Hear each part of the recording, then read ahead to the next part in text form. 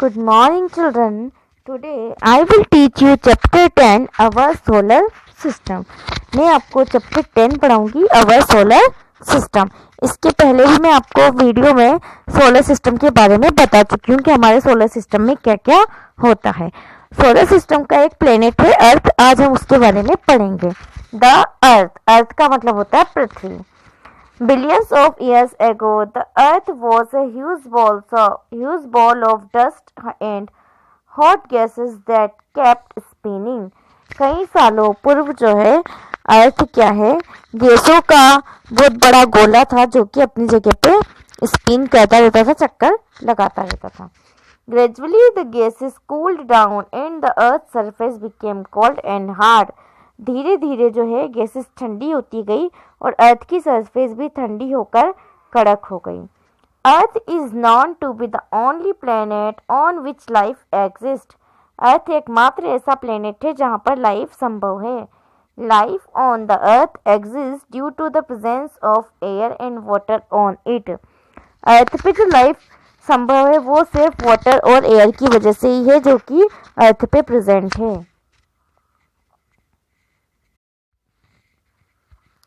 Layers of the Earth. Earth की कौन कौन सी लेयर होती है. First, crust. It is the outer layer of the Earth on which we live. Crust जो है पृथ्वी की धरती की सबसे ऊपर वाली जो परत है उसको क्रस्ट कहते हैं, जिसपे हम रहते हैं. देखो यहाँ पिक्चर में बताया भी गया है, ये जो है ये क्रस्ट है. सेकेंड है mental. It lies below the crust and is made up of very hot and molten rocks. Mental जो है सेकेंड नंबर वाली है, जो क्रस्ट के नीचे होती है वो मेंटल है और ये बहुत ही गर्म रॉक्स से और पिघली हुई रॉक्स से, चट्टानों से मिलकर बनी होती है. या हम कह सकते हैं कि इसके अंदर पिघली हुई चट्टानें पाई जाती हैं. Third, core.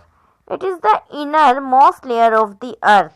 ये पृथ्वी की सबसे अंदर वाली परत होती है. It is the hottest and consist of molten metals. ये बहुत ही गर्म होती है और इसमें पिघले में बहुत सारे मेटल्स, धातु इसमें पाए जाते हैं. ये अंदर वाली होती है core.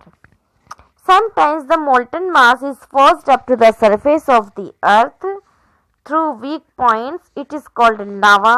This form a volcano. कभी कभी जो ये molten gases होती है ये अर्थ से बाहर आ जाती है, अर्थ के वीक पॉइंट से ये बाहर आ जाती है और इसको लावा कहा जाता है और इस लावे की वजह से वोल्केनो इरप्शन हो जाता है. Movements of the Earth. Earth दो तरह की गतियाँ अर्थ की होती है. The Earth show two types of movements, rotation and revolution. Earth two type के मूवमेंट्स करती है, एक होता है रोटेशन और एक होता है revolution. Rotation is the movement of the Earth on it's oven axis. Rotation जो है अर्थ का अपनी एक्सिस पर घूम रहा रोटेशन कहलाता है. The axis of the Earth is not straight but tilted slightly. Earth की एक्सिस सीधी नहीं है, स्ट्रेट नहीं है, वो थोड़ी सी झुकी हुई है. द अर्थ टेक्स 24 आवर्स और 1 day to complete one rotation. Earth को वन रोटेशन कंप्लीट करने में 24 आवर्स या 1 डे लगता है. The rotation of the Earth causes day and night. Earth की रोटेशन की वजह से ही डे और नाइट बनते हैं. When the earth rotates, one half of the earth faces the sun and has day. The other half away from the sun and has night. जब अर्थ घूमती है तो आधा हिस्सा जो है सन की तरफ रहता है, सन के सामने रहता है, उस हिस्से पर दिन होता है और जो हिस्सा पीछे की तरफ होता है वहां पर रात होती है. Revolution. Revolution is the movement of the earth around the sun on its own orbit. Revolution जो है जब अर्थ सन के चारों ओर चक्कर लगाती है अपनी ऑर्बिट में, तो इस मूवमेंट को कहते हैं रिवॉल्यूशन. अर्थ टेक्स 365 1/4 days और 1 year to complete one revolution. सन के चारों ओर चक्कर लगाने में अर्थ को पूरा 1 वर्ष लगता है, या फिर हम कह सकते हैं कि 365 1/4 days लगते हैं. Revolution of Earth the causes season. Earth पर जो सीजन होते हैं वो रिवोल्यूशन की वजह से ही बनते हैं. जैसे कि विंटर सीजन, समर सीजन, वो जो सीजन बनते हैं वो रिवोल्यूशन की वजह से ही बनते हैं. The equator is an imaginary line that divides the earth into the northern and southern hemisphere. अर्थ के बीचों बीच में एक ऐसी ये इमेजिनरी लाइन है जिसको हम कहते हैं इक्वेटर। ये इक्वेटर अर्थ को 2 पार्ट्स में डिवाइड करती है। ऊपर वाले पार्ट को कहते हैं नॉर्दर्न हेमिस्फीयर और नीचे वाले पार्ट को कहते हैं सदर्न हेमिस्फीयर।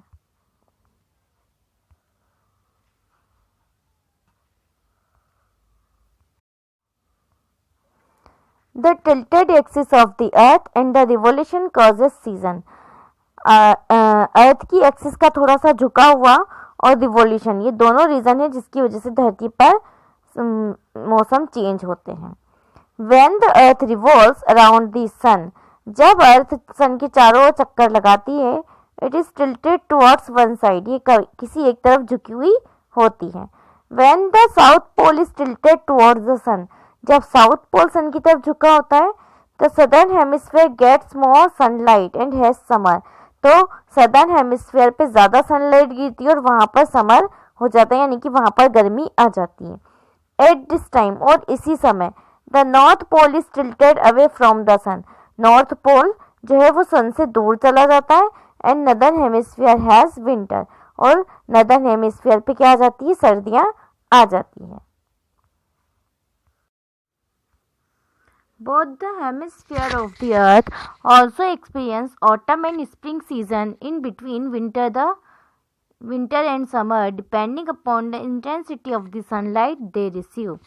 दोनों हेमिस्फीयर पे, अर्थ के दोनों इसमें हेमिस्फीयर पे ऑटम और स्प्रिंग सीजन भी आते हैं विंटर और समर के बीच में। अर्थ में विंटर और समर सीजन के बीच में 2 सीजन और आते हैं जिनको हम कहते हैं ऑटम सीजन और स्प्रिंग सीजन। ये क्यों होते हैं? अर्थ की जो सन की जो सनलाइट की इंटेंसिटी अर्थ पे पहुंचती है उस अकॉर्डिंग सीजन चेंज होते रहते हैं, इसलिए समर और विंटर के बीच में ऑटम और स्प्रिंग भी आते हैं। The equator gets the same amount of sunlight throughout the year. Equator पे हमेशा इक्वल अमाउंट में सनलाइट गिरती है। It has 12 hours each of day and night, इसलिए यहाँ पर डे और नाइट इक्वल होते हैं। 12 आवर्स का डे होता है और 12 आवर्स की नाइट होती है। तो इस तरह से हमने इस चैप्टर में सोलर सिस्टम के बारे में पढ़ा।